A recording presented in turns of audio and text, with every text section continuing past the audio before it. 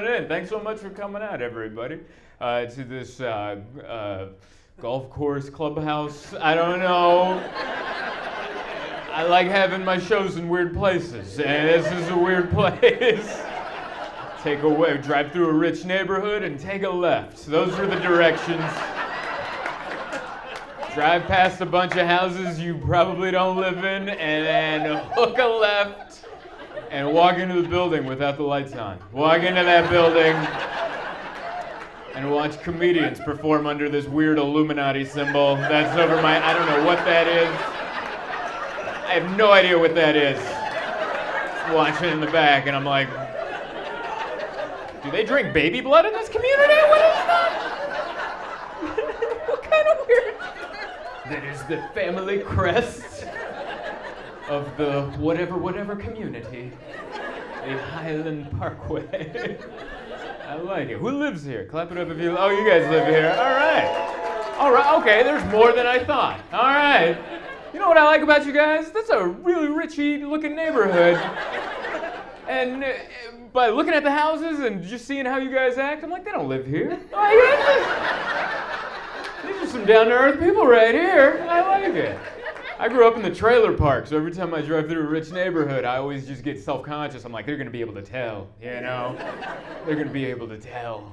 He's going to not call it a garage. He's going to call it like a carport or something. And then everyone's going to know that he grew up in the trailer park. One trailer dude over there, he's laughing pretty hard at that. The carport. You don't have a garage in the trailer park, you have a carport. So nice to be here. This is my first time performing in Charlotte, so it was very nice. Yeah. I've been to your airport many times, connecting, and I always know when I'm at that airport because it's just rocking chairs. It's the only airport in the country that's like, how about some rocking chairs?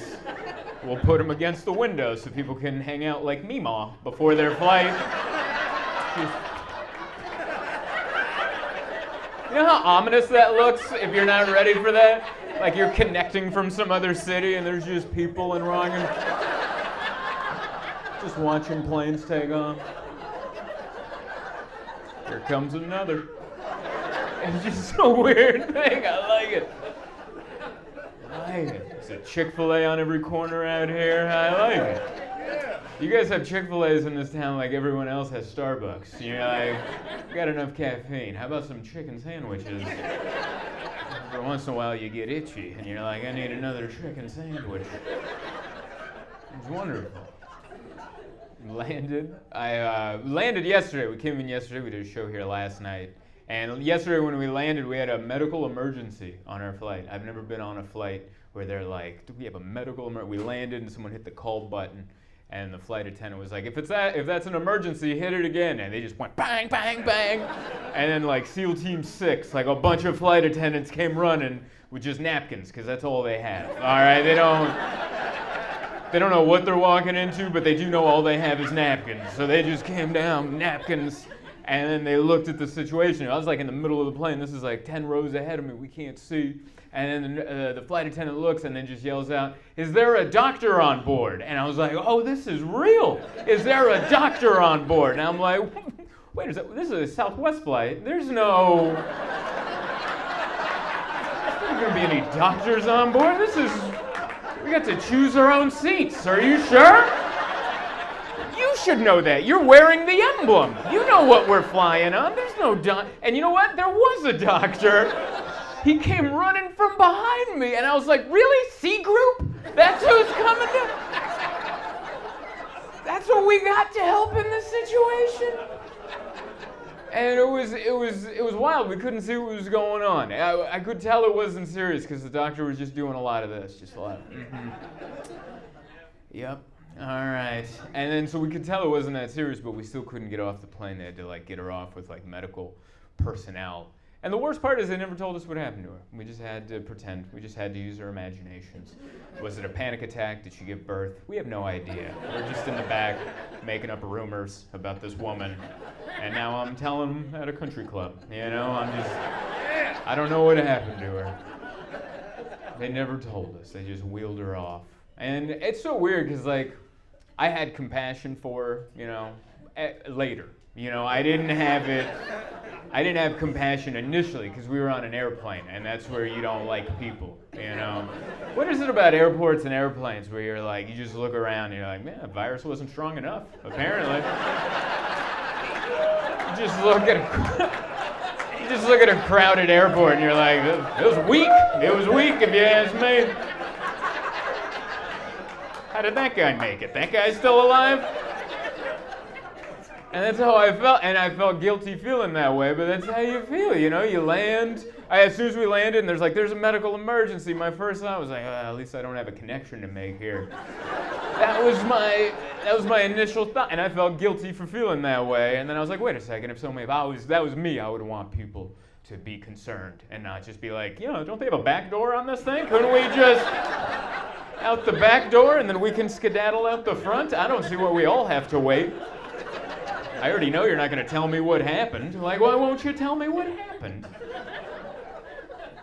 That was yesterday. Finally, we got off the flight. We hopped into the rental car. I got a badass rental car. I'm driving a Dodge Challenger. It's just full of balls. I drive a Honda Fit at home, and I just feel like a man. I feel like my testicles have grown 3 sizes. Remember like how the Grinch's heart grows when he learns love and acceptance? That's how I feel driving this, except my testicles swelled with all this toxic masculinity. Look at all this. Everything's facing the driver. Yeah, it's parked out front, and it's amazing. All right, just so you know, at home I drive a Honda Fit. That is, in case you're wondering what tax bracket I am in, I have a Honda Fit. I still owe $7,000 on it. That is the tax bracket I am in, and now I'm just in I don't know if it's a Hemi, but I've been saying Hemi a lot.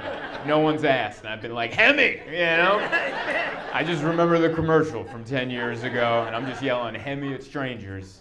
And it feels amazing. As soon as we got into the car, my fiance and I hopped in, and my voice just got deeper. Like I didn't even know what it was. Something about the vehicle and the testosterone just coming through the steering wheel. And we were checking out. You got to go through the little thing. And the girl in the thing was like, would you like to do the prepaid fuel? I was like, yes, I would. And just like, it just came out. And then she's like, you're good to go. And then I hit the gas, but the car was still in park. So I just revved the engine. And my fiance was like, that's who you really are right there. That little, yes, I would, that was all a facade. The real Zoltan came out. The estrogen came back to the top and overrode the, yes, I would. That's actually how it happened. I went, yes, I would, and then I hit the gas with it in park, and I went, oh, whoopsie. So I went from yes, I would to whoopsie. Oopsie daisy, had it in Old Park there. It was nice. It was fun driving around the South with the big old car, just pulling into a Chick-fil-A. I just felt like I was wearing a Letterman jacket. I was just back, the pregnant cheerleader riding shotgun, just like, hell yeah. I'm sorry, did that hit too close to home? I apologize. I was playing my own music video in my head when I was doing that. But here's the thing, I've been with Bank of America for a long time, since 2003 when I got my first job in high school. What was that? Whoa, a light just fell out. All right, I get it, too many Illuminati jokes. That was the Hollywood Kabbalah getting back at it, or whatever, I don't even know what I just said. Yeah, that just went zap and fell down. Good Lord. Did that give you a little chill in there? Oh, it's Chris Rock. You get it? Oh, that lady just did you do it? Oh, you got it. There it is. All right.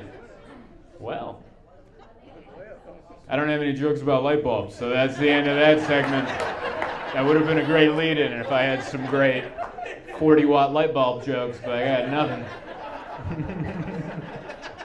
How many comedians does it take to unscrew a light bulb? See, I told you I didn't have anything.